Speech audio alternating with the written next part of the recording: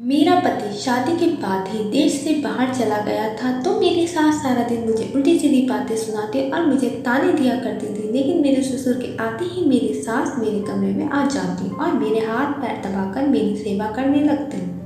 मुझे तभी नींद आ जाती। सुबह होते ही जब मैं कमरे से बाहर आती तो मेरे ससुर मुझे बहुत ज़्यादा पैसे देते और कहते ये तुम्हारा इनाम है। मुझे उनकी इस बात पर बहुत हैरत होती, सोच में पड़ जाती कि किस चीज़ का इनाम है। मुझे अपनी सास पर शक हुआ तो एक दिन मैंने उनके कमरे में आने से पहले ही आंखें बंद करके सोने का नाटक करने लगी। उसके बाद जो हुआ वो देखकर तो मेरे रोंगटे खड़े हो गए। मेरा नाम रेखा है, मैं एक गरीब घर से हूँ। हम 4 बहनें हैं, हमारा कोई भाई नहीं है और मैं सब बहनों में सबसे बड़ी हूँ। लेकिन मैं देखने में बहुत ज़्यादा खूबसूरत थी। मेरे माँ बाप को बहुत ज़्यादा खुशी हुई जब घर बैठे ही मेरा रिश्ता एक अमीर घर से आ गया और उन लोगों ने जहेज का डिमांड भी नहीं की थी, बस उन्हें शादी जल्दी करनी थी। मेरे माँ बाप के पास कुछ नहीं था, इसलिए उन्होंने मेरी सादगी से शादी कर दी। मेरी सास बहुत खुशी खुशी मुझे अपने घर लेकर आई। शादी की रात जब मेरे पति मेरे कमरे में आए, वो बहुत ज़्यादा चुप थे। उन्होंने मुझसे कोई बात भी नहीं की थी और ना ही मेरी तरफ ठीक से देखा। बस इतना कहने लगी कि मैं एक प्रैक्टिकल किस्म का इंसान हूँ, मुझे रोमांस नहीं पसंद। मैंने उनसे कुछ नहीं कहा। मैंने सोचा कि समय के साथ मैं उनको जान जाऊंगी। मेरी सास और ससुर का बर्ताव मेरे साथ बहुत अच्छा था, लेकिन शादी के कुछ दिनों बाद मेरे पति विदेश चले गए। उनके जाने के बाद मुझे पता चला कि मेरी सास एक बहुत खतरनाक औरत है। अब वो सारा दिन मुझसे घर का काम करवाती रहती थी। मैं सारा दिन घर के कामों में लगी रहती और मेरी सास मेरे हर काम में ऐब निकालती थी। उनका ये बर्ताव मेरे साथ जब शुरू हुआ था जब मेरे पति काम के लिए विदेश चला गया। पति के सामने मेरी सास मेरे साथ बहुत अच्छे से रहती थी। मेरी शादी को अभी कुछ ही महीने हुए थे और इन दिनों में मैं समझ गई थी कि मेरे ससुराल वाले बहुत संगदिल और दकियानूसी किस्म के इंसान हैं। सास ने मेरे पति के जाने के बाद किसी बहाने से नौकरानी को घर से निकाल दिया और कहने लगी कि वो सफाई से काम नहीं करती। नौकरानी के जाते ही घर की सारी जिम्मेदारी मेरे ऊपर डाल दी। मैं जब भी घर की सफाई करती तो मेरी सास मुझसे कहती तुमने ठीक से सफाई नहीं की, दोबारा सफाई करो।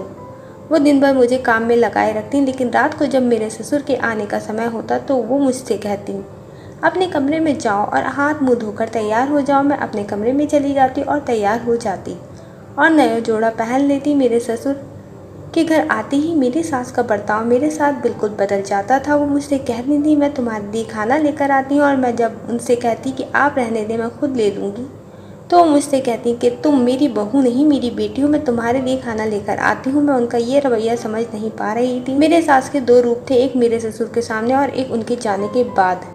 सास की तरह रहती और शाम को जब मेरे ससुर काम से घर वापस आते तो वो मेरे आगे पीछे घूमने लगती, मुझे चाय बनाकर देती। मैं नहीं जानती कि इस बात के पीछे क्या राज था, लेकिन जब ये राज मेरे सामने खुला तो मेरे पैरों तले जमीन निकल गई। वो मेरे ससुर के आते ही मुझ पर मेहरबान हो जाती। एक दिन तो उन्होंने ऐसा काम किया कि मैं दंग रह गई। रात को मेरी कमरे में आ गई और मुझसे कहने लगी तुम बहुत थक जाती हो, सारा दिन काम में लगी रहती हो, लाओ मैं तुम्हारे पैर दबा दूं। ये सुनकर तो मैं हैरान परेशान हो गई। मैं अपनी सास को हैरत से देखने लगी। मैंने कहा नहीं आप ये क्या कर रही हैं, मुझे कुछ नहीं हुआ है, मैं बिल्कुल ठीक हूँ, मैं आपसे अपने पैर नहीं दबा सकती। लेकिन उन्होंने मेरी कोई बात नहीं सुनी और मेरे पैर दबाने लगी। मुझे उनकी इस बात पर बेहद शर्म महसूस हो रही थी। तेल लेकर आ गई और मेरे पैरों में लगाने लगी। मुझे ये बात बहुत बुरा लग रहा था। मैंने उन्हें बहुत बार मना किया आप मेरे से बड़ी हैं, मैं आपसे मालिश नहीं करवा सकती, लेकिन वो ज़बरदस्ती मेरे पैर पकड़कर उस पर तेल लगाने लगी। वो इतनी अच्छी मालिश करती थी कि कुछ ही देर में मेरी सारी थकान उतर जाती और मैं गहरी नींद में सो जाती थी।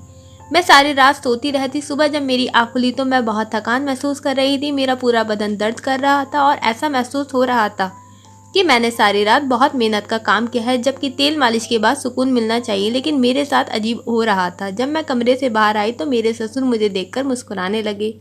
मुझे उनको देखकर बहुत हैरत हुई। मैं सोचने लगी पता नहीं ये क्यों मुस्कुरा रहे हैं। फिर जो सवाल उन्होंने मुझसे किया ये सुनकर तो मैं दंग रह गई। वो मुझसे कहने लगे कि तुम रात को नींद अच्छे से आई थी। ये सवाल बहुत अजीब लग रहा था क्योंकि मैंने उनको जवाब दिया, कहा जी मैं आराम से सो गई। एक और अजीब गरीब बात आज मैंने देखी थी कि मेरी सास कभी मेरे ससुर के कमरे में नहीं सोती थी, हमेशा अपने अलग कमरे में सोती थी। अपने ससुर के पास तक बैठे हुए नहीं देखा, उन्हें कभी एक दूसरे से बात करते भी नहीं देखा था। मेरे ससुर के काम पर जाते ही मेरी सास का बर्ताव फिर से मेरे साथ वैसे ही हो जाता। घर के सारे काम मुझसे करवाती। मेरे ससुर के आते ही वो मेरी खिदमत करने लगती। कुछ दिन यही मामला हो रहा था। रोजाना मेरी सास मेरे पैर जबरदस्ती पकड़ती और तेल लगाकर मालिश कर देती। उनके मालिश करते ही मेरी आंखें में नींद आने लगती। सास ने मेरे पैरों में तेल लगाना शुरू किया था। मुझे ऐसी गहरी नींद आ रही थी कि मुझे होश नहीं रहता था कि मैं कहाँ हूँ। यहाँ मेरी ससुराल में मेरे साथ बहुत अजीब गरीब इत्तेफाक हो रहे थे। किसी ने बाहर का दरवाज़ा खटखटाया। मैंने जैसे ही दरवाज़ा खोला, दरवाजे के बाहर एक बच्चा फ्लावर बुके लेकर खड़ा हुआ था।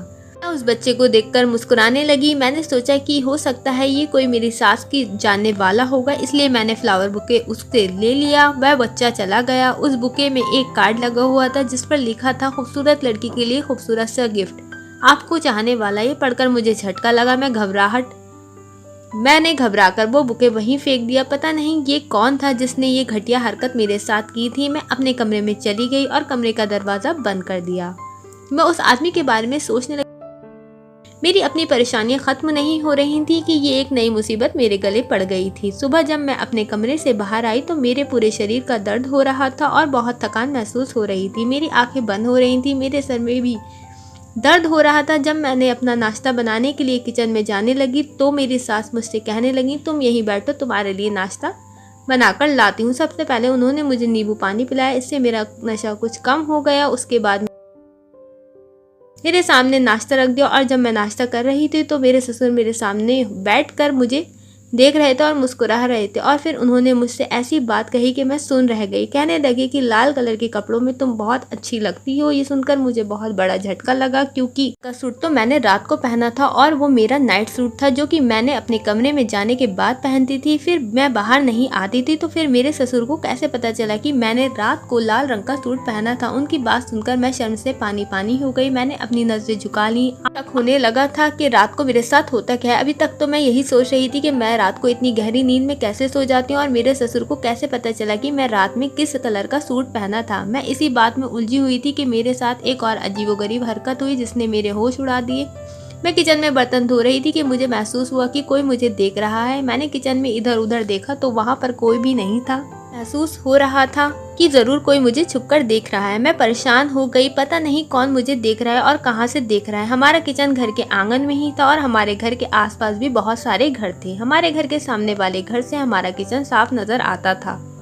औरत की फितरत होती है कि वो अपने ऊपर उठने वाली नजर को ढूंढ लेती है। मैं किचन से बाहर आई। मैंने आसपास के घरों में देखा। फिर मैंने सामने वाले घर की तरफ देखा तो वहाँ पर एक खिड़की खुली हुई थी। वहाँ से कोई मुझे दूरबीन से देख रहा था, क्योंकि वो दूरबीन मैंने अपनी आंखों से देखी थी। जैसे ही मेरी नज़र उस पर पड़ी तो वो वहाँ से हट गया और खिड़की पर पर्दा डाल दिया। वो जो कोई भी था मुझे ही देख रहा था और जब मेरी नज़र उस पर पड़ी तो वो मुझे देखकर फौरन वहाँ से हट गया। एक तरफ तो मैं अपने ससुर की बातों और सास की हरकतों से परेशान थी और दूसरी तरफ पता नहीं ये कौन अनजान आदमी था जो मुझे छुपकर देख रहा था।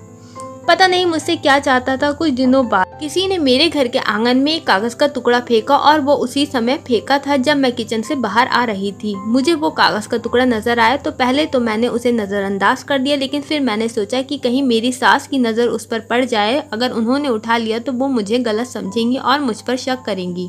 मैं कमरे में आ गई। मेरा दिल बहुत ज़ार ज़ार धड़क रहा था। पहले मैंने सोचा कि उस कागज को फाड़ कर फेंक दूं, लेकिन फिर ख्याल आया एक बार पढ़कर देखती हूँ आखिर इसमें लिखा क्या है। मैंने वो खोल कर पढ़ना शुरू किया था कि इतने में कोई मेरे दरवाजे खटखटाने लगा। मैं एकदम उछल गई। मुझे पता था ये मेरी सास होंगी। मैंने जल्दी से उस लेटर को अपनी अलमारी में कपड़ों के अंदर छुपा दिया और अपने चेहरे से पसीना साफ किया। फिर दरवाज़ा खोला। जैसे ही मैंने दरवाज़ा खोला तो मेरी सास मुझे शक की नज़रों से देखने लगी। मुझसे पूछने लगी कि मैंने अपना दरवाज़ा बंद क्यों किया था। मैं पहले से ही उस लेटर की वजह से घबराई हुई थी और अब ये मेरी सास के सवाल। मैंने अपने आप को संभालते उस लेटर की वजह से घबराई हुई थी और अब मेरी सास को संभालते हुए कहा कि मैं वॉशरूम में थी इसलिए मैंने दरवाज़ा अंदर से बंद कर दिया था। लेकिन मेरी सास को मेरी बात पर यकीन नहीं आया और वो मुझसे पूछने लगी कि तुम इतनी घबराई हुई क्यों हो, क्या हुआ है तुम्हें। मैंने उनसे कहा कि ऐसी कोई बात नहीं है, मैं ठीक हूँ। फिर वो मुझसे कहने लगी, थक गई होंगी, मैं तुम्हारे पैरों की मालिश कर देती हूँ। मैंने उनसे कहा कि आप क्यों रोज़ रोज़ मेरे पैरों की मालिश करने आ जाती हैं, मुझे अच्छा नहीं लगता आपसे अपने पैरों की मालिश करवाना। लेकिन वो मेरी कोई बात सुनने की तैयार नहीं होती। मैंने भी पक्का इरादा कर लिया था कि मुझे उनसे अपने पैरों की मालिश नहीं करवानी, क्योंकि मेरा दिल कह रहा था कि जिस तेल से वो मेरी मालिश करती हैं उसमें ही कुछ गड़बड़ है। जैसे ही वो तेल लगाने के लिए आगे आई, मैंने अपने पैर पीछे कर लिए। मुझे अंदाज़ा नहीं था कि वो मेरी इस हरकत पर मुझसे इतना गुस्सा करेंगी। वो कहने लगी कि अगर तुमने मेरी कोई बात टाली तुम देख लेना मैं तुम्हारे साथ क्या करती हूँ। अभी तो मैं तुमसे प्यार से कह रही थी, अगर तुमने मेरी बात नहीं मानी तो मैं तुम पर हाथ भी उठा सकती हूँ। मुझे उनकी बात सुनकर डर लगने लगा। मैंने अपने पैरों को आगे कर दिया और वो मेरे पैरों की मालिश करने लगी। हर बार की तरह उनकी मालिश करते ही मुझे गहरी नींद आ गई। मैं अपनी ज़िंदगी से बहुत परेशान हो गई थी। सुबह उठकर बाहर आई तो मेरे ससुर के सवालों मुझे परेशान करने लगते थे। कभी वो मुझसे कहती कि तुम आज बहुत खूबसूरत लग रही हो, तो कभी कहते कि तुम्हारे खुले हुए बाल बहुत अच्छे लगते हैं।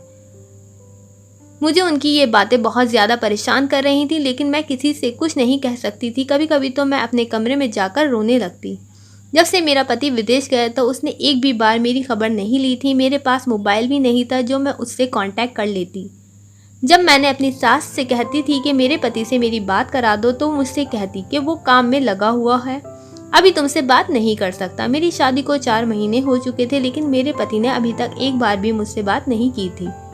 शाम को जब मैं सब काम से फ्री होकर अपने कमरे में आती तो सोचने लगती, पता नहीं मेरा पति कैसा इंसान है कि मुझसे बात भी नहीं करता। क्या उससे कभी मेरा ख्याल नहीं आता? तब सोच रही थी कि अचानक से मुझे उस लेटर की याद आ गई। मैंने उठकर अपने कमरे का दरवाजा बंद किया और अलमारी से वो लेटर निकालकर पढ़ने लगी। उसे पढ़कर तो मेरे होश उड़ गए। उसमें लिखा था कि वो मेरे बारे में कैसे जानता था, उसे कैसे पता चला कि मैं किसी मुसीबत में हूँ।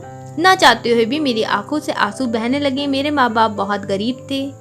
मेरी और भी छोटी बहनें थीं, इसलिए मेरी माँ ने मुझे समझाकर भेजा था कि मैं कभी भी अपने ससुराल वालों से लड़कर घर वापस नहीं आऊं, क्योंकि उनके ऊपर अभी मेरी बहनों की भी जिम्मेदारी थी। इसलिए मैं अपने मायके भी वापस नहीं जा पा रही थी।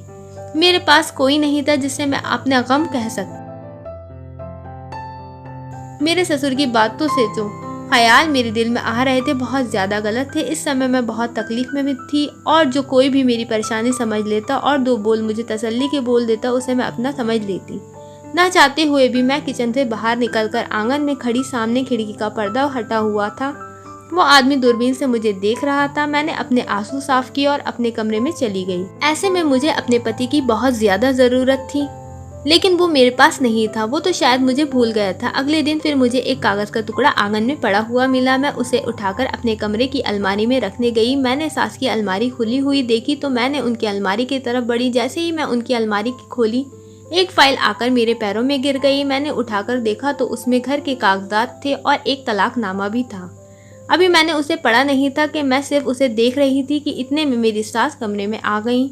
उसने मेरे हाथ से वो फाइल छीन ली और गुस्से से मुझसे बोली कि तुम मेरी अलमारी की सफाई कर रही थी, आपकी अलमारी खुली हुई थी तो मैंने बंद करने के लिए आ गई। ये फाइल तो खुद ही मेरे पैरों में गिर गई थी। वो कहने लगी कि ये मेरी फाइल है, तुम यहाँ से जाओ। मैं कमरे से बाहर आ गई। मैं सोचने लगी कि मेरी सास अपना कमरा अलग कर रखा है और मेरे ससुर को भी अपने करीब नहीं आने देती। मेरे दिल में ख्याल आने लगा कि शायद मेरी सास और ससुर का तलाक हो चुका है और मेरी सास मुझसे ये बात छुपाना चाहती हैं। लेकिन अगर ऐसा होता तो वो इस घर में कैसे रह सकती थी? मैं जितना अपनी सास और ससुर के बारे में सोचती उतना ही उलझकर रह जाती। आज रात मैंने सोच लिया था कि मैं अपनी सास से अपने पैरों की मालिश नहीं करवाऊंगी, इसलिए मैंने अपने पैरों पर पहले से वैसेलिन लगा लिया था कि वो तेल मेरे पैरों में असर ना कर सके और उसका नशा मेरे ऊपर ना चढ़े। रात को जैसे ही मेरी सास तेल लेकर मेरे पैरों की मालिश करने के लिए आई तो उनके तेल लगाते ही मैं सोने का नाटक करने लगी। उन्हें लगा कि मैं सो गई हूँ तो वो मेरे कमरे से चली गई। कुछ देर बाद मेरा ससुर मेरे कमरे में आ गया और मेरे कमरे का दरवाजा अंदर से बंद कर दिया। मैं समझ सकती थी यहाँ मेरे साथ ये सब घटिया काम हो रहा है। मुझे जागता देख मेरा ससुर पीछे हट गया। मैंने उससे कहा, आपको शर्म नहीं आती मेरे साथ ऐसा गंदा काम? आपको शर्म नहीं आती मेरे साथ ऐसा गंदा काम करते हुए? मेरी सास भी मेरे कमरे में आ गई। वो भी मुझसे जागता हुआ देखकर हैरान होने लगी। मैंने ससुर से कहा कि मैं आपकी बेटी जैसी हूँ और आप मेरे साथ ये पाप कर रहे हैं। वो अपनी नज़र झुकाकर कहने लगी कि मैंने तुम्हारे साथ कोई भी गलत काम नहीं किया, मैं यहाँ सिर्फ तुम्हें देखने आता हूँ। हूँ, तुम मुझे बहुत अच्छी लगती हो, मैं तुमसे शादी करना चाहता हूँ। उनकी ये बात सुनकर तो मेरा दिल किया कि मैं उनका गला दबा दूं। मैंने कहा, आपको बिल्कुल भी शर्म नहीं आ रही ऐसी बातें करते हुए? मैं आपके बेटे की पत्नी हूँ। इस बात पर मेरी सास ने मेरे ससुर को कमरे से बाहर भेज दिया और मुझसे कहने लगी, कौन सा बेटा और किसकी पत्नी? वो तो कब का तुम्हें छोड़कर जा चुका है। तुम्हारी शादी इस शर्त पर करवाई थी कि वो तुम्हारे साथ नहीं रहेगा, वो तो बाहर विदेश में ही शादी कर चुका था।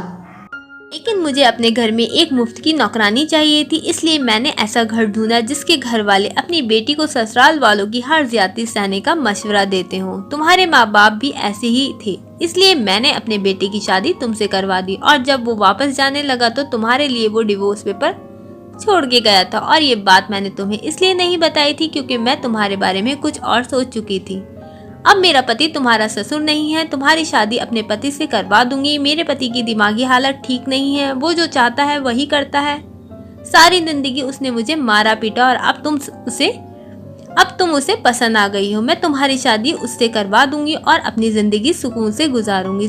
जिंदगी भर जो तकलीफ इसने मुझे दी है अब वो तुम सहोगी और तुम्हारे पास वापसी का भी कोई रास्ता नहीं है। ये कहकर मेरी सास मेरे कमरे से चली गई। मेरा पति मुझे तलाक दे चुका था और मुझे इस बात की कानो कान खबर भी नहीं थी।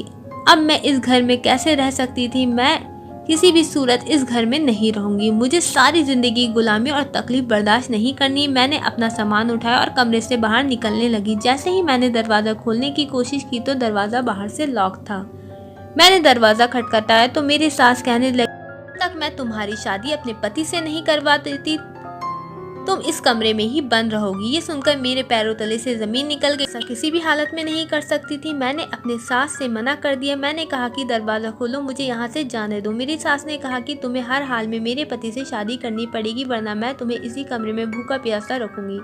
मैंने अपनी सास की बहुत मिन्नतें की लेकिन उन्होंने मेरी कोई बात नहीं सुनी। मैं रात भर अपने कमरे में रोती रही। अचानक मेरे दिमाग में उस आदमी का ख्याल आया जो हमारे घर के सामने खिड़की से मुझे देखता था। सामने की खिड़की भी खुली हुई थी और कैमरे में रोशनी भी है। मुझे एक उम्मीद की किरण नजर आई। मैंने सोचा कि हो सकता है ये आदमी ही मेरी मदद करे। मैंने उस आदमी के सामने हाथ जोड़े। उसने इशारे से कहा, मेरी जान बचा लो, मेरे पास बस यही एक चारा था। कुछ देर बाद ही मेरे कमरे का दरवाजा खुला और बाहर पुलिस मौजूद थी। वो आदमी मेरी बात समझ गया था। मैंने पुलिस को सब कुछ बता दिया। पुलिस मेरे सास ससुर को पकड़कर ले गई। मैं अपने मायके में वापस आ गई। कुछ दिन बाद ही आदमी ने मुझसे शादी कर ली जिसने मेरी मदद करी थी। अब मैं उसके साथ खुशहाल जिंदगी गुजार रही हूँ। दोस्तों, उम्मीद करती हूँ आपको कहानी पसंद आई होगी। Please like, share and subscribe my channel.